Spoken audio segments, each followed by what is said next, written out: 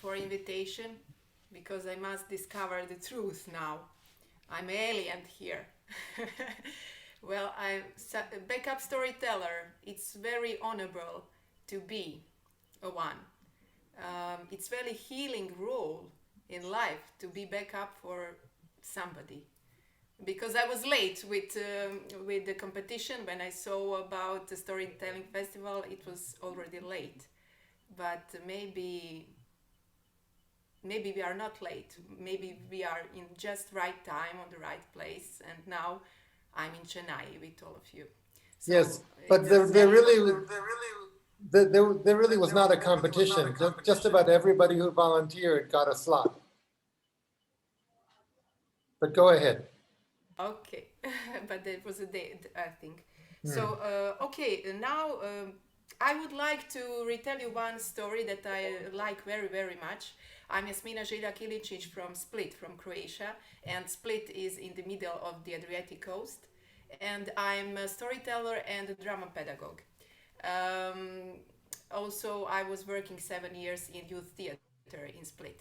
But I don't like to tell more about myself now. I would like to tell you this beautiful story I'm related with. It's a story, Yeah, because it's a yeah, traveler. it's a story, a not so perfect house. It's a story that I found in a I didn't book, check this. Healing Stories Part 2 of Susan Perot, although she mentioned that that story is not her story, that he found it somewhere. But however, I like it very much. So once there was a perfect man who lived in a perfect house. He had a perfect life. That's what he thought. He had a perfect job. And every day after his shift, he was cleaning his house. He was very busy dusting shelves, sweeping floors, washing clothes, polishing his boots. While he was cleaning, he was singing his perfect song. Only a perfect life is a life worth living. All my rooms have to look perfect, so I have to do more cleaning. More and more and more cleaning. More and more and more cleaning. A speck of dust couldn't be found in perfect man's life. All things were at the exact place. He found it a place for everything, and he put everything on its place. The bad thing was that he was constantly exhausted because he couldn't sleep very well. He was worried. And one day, while he was cleaning the floor, he raised a carpet because he wanted to clean underneath. And then he noticed a door on the floor. He wasn't aware of the door before. He hadn't seen it. So he opened the door and he saw the staircase. The staircase that led underneath his perfect house. So he was curious. He took a lamp and he went downstairs to inspect it. What he saw was a room underneath his perfect house, and the room was empty. In fact, in the middle of the room was just one wooden chest, old wooden chest with a huge padlock on it. And he couldn't find a key anywhere. He tried so much in different ways to open the chest. But the padlock resisted all his attempts. The padlock resisted all his attempts. So he had to go up to his perfect life because he had to do more cleaning. But after a few days, he was really exhausted because he couldn't sleep at all. He was very curious. He wanted to know what is in there, that chest. So one day, he took a lamp and a hammer and he went downstairs. And he was hitting the padlock. He was hitting very hard until the chest opened.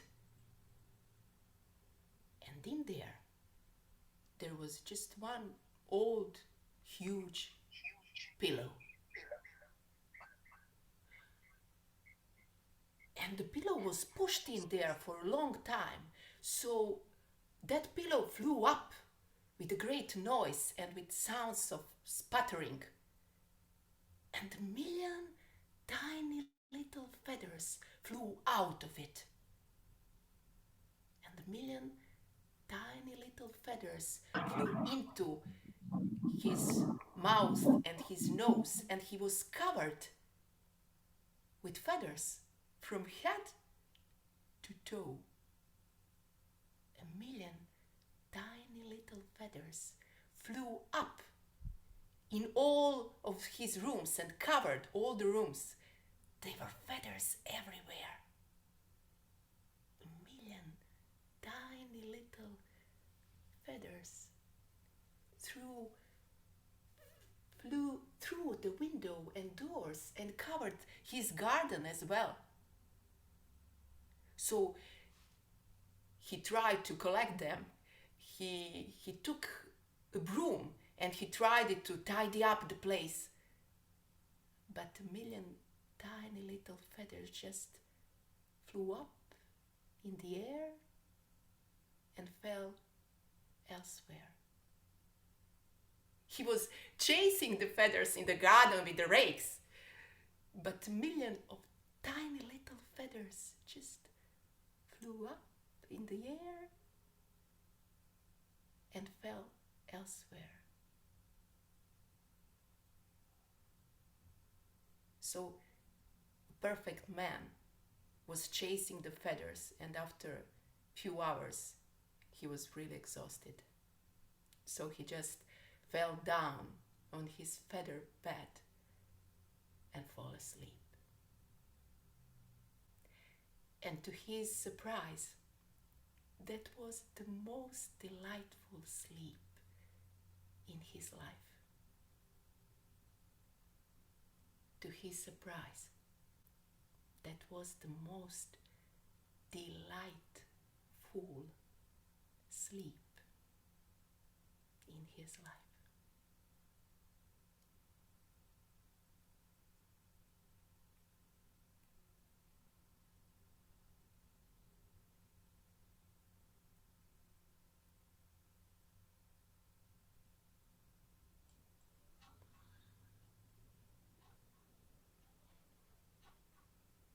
Jasmina, that was perfect. The expressiveness of your eyes as you're telling the story, you were like a kid sharing a secret, and it's nobody knows the secret but you, and you're sharing it. And I love the occasional like door and floor and air and elsewhere. Like we rhymed these certain words, but they just came in randomly. So you didn't know where you were going to hear this rhyming. And it just so added to the story. And that imagery of the feather going up and then the feather going elsewhere, that to me was priceless, because how many of us have been in situations where we want to control, which is really what this guy's all about. He just wants to control his life. That's by having control, somehow my life will be okay. And what it was is by controlling his life so much, he was too high strung to sleep. When everything was out of control, though, then he got his good night's sleep, which to me was such a lovely way to get to it. And that it didn't take something big, it took a bunch of little tiny things to undo him. You know what I mean? Like, so there's strength in these little tiny things. And I loved the whole story. It was a great story.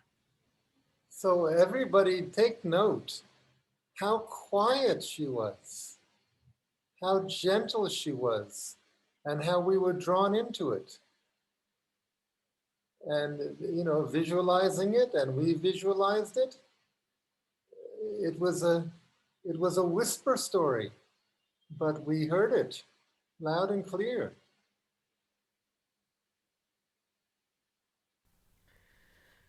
I didn't want to interrupt. Thank you all. Now I'm just reading also the comments. Uh, uh, yes, I think that it's very important to be alive and to feel, to be inside the story. I tell that also to my students because I'm a professor in one new college in Croatia, storytelling college in Zagreb, which is capital of Croatia. I'm a mentor and professor there, and I'm telling my students that you are in fact a storytelling the story with all your body and all your soul.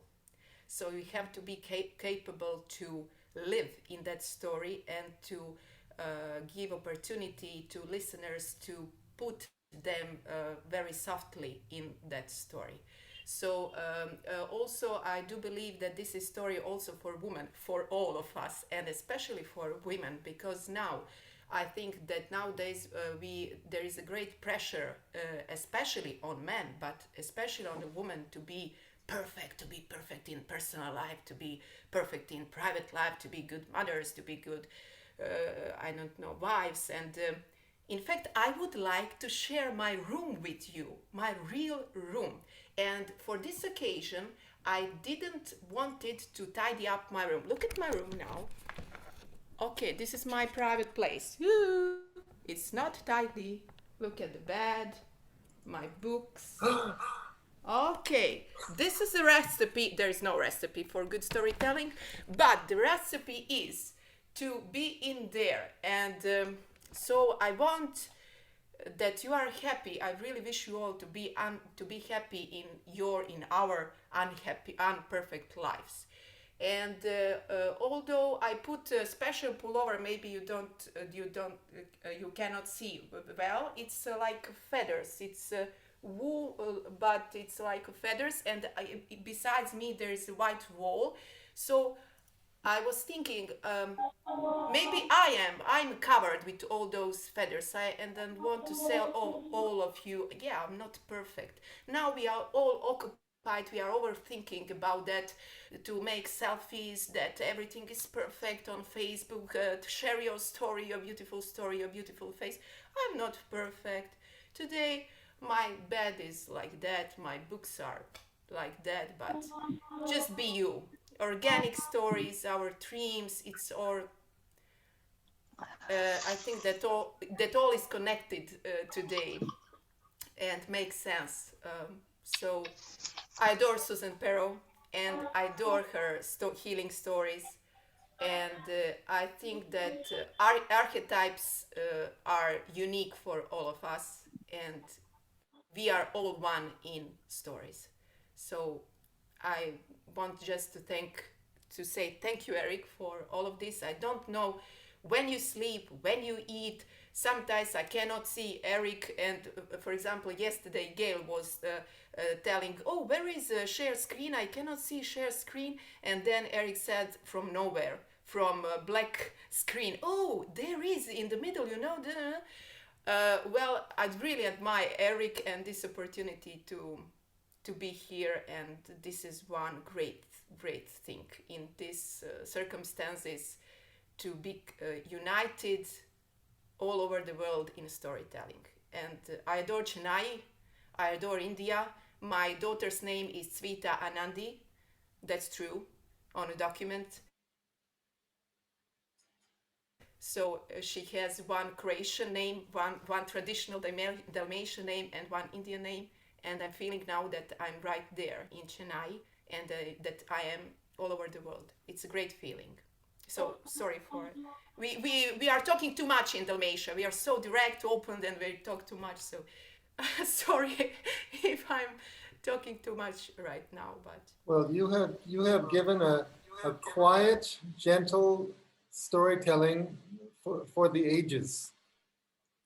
We will, we will. I made the recording. I'll send you the recording. You can decide what to do with it. But I think it's so wonderful that you could, communicate and feel and visualize in such a quiet way.